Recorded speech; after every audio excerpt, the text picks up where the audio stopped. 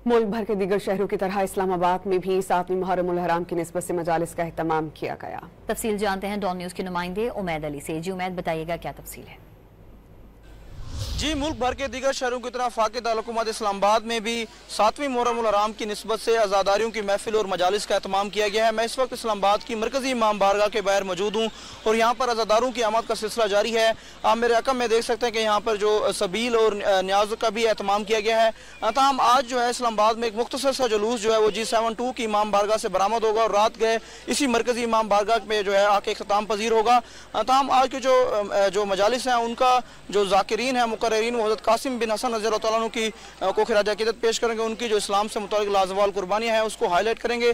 अगर सिक्योरिटी की बात की जाए तो यहाँ पे ज़िला इंतज़ामिया की जानिब से सिक्योरिटी के सख्त इंतजाम किए गए हैं। इस्लामाबाद पुलिस की नफरी के साथ एंटी टेररिस्ट स्क्वाड के फोर्स के जो है नौजवान वो भी यहाँ पे मौजूद हैं ताकि किसी भी सूरत हाल से बर वक्त निपटा जा सके। जी उमैद अली अपडेट कर रहे थे, आपका शुक्रिया।